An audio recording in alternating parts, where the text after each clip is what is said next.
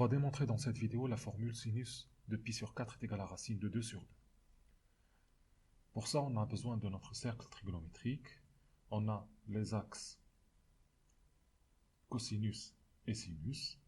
Et on va placer notre point de coordonnées pi sur 4, ce qui fait 45 degrés.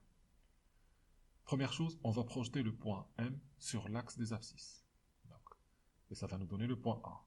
On projette aussi sur l'axe des ordonnées, ça nous donne le point B. Et si on regarde la distance OA, elle va correspondre à cosinus de pi sur 4.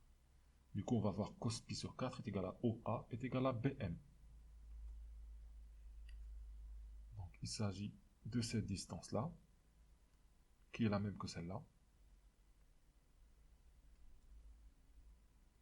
Et si on regarde la distance OB, elle va correspondre au sinus de pi sur 4. Donc là, je change de couleur. Donc là, ici, ça va être notre sinus pi sur 4. Et c'est la même distance que AM. Donc, regardons maintenant le triangle OAM.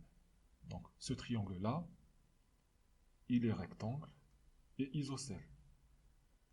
Pourquoi? Donc, premièrement, il est rectangle parce que je fais une projection orthogonale. Donc, l'angle A, il va faire 90 degrés. Maintenant, pourquoi il est isocèle? Donc, d'abord, si on a un triangle de côté d'angle A, B et C.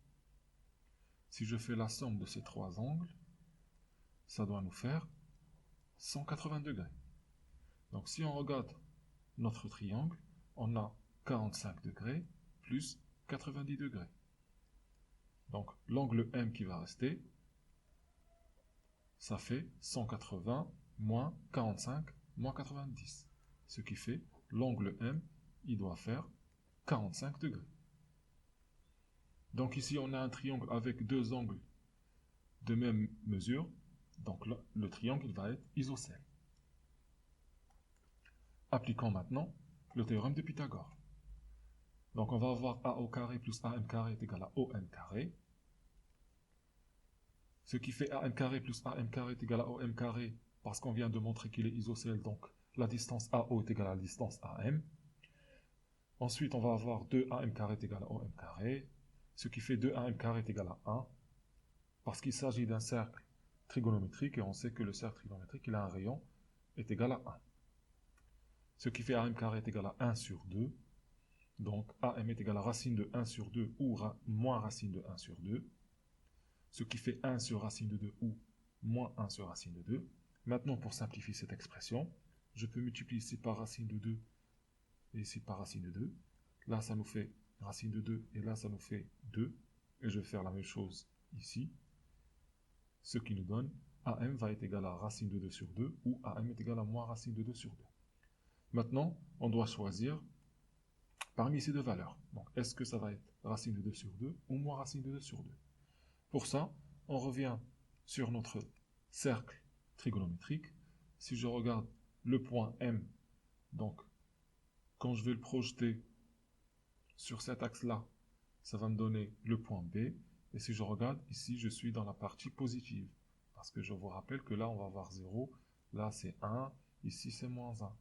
Là, ça va être la partie négative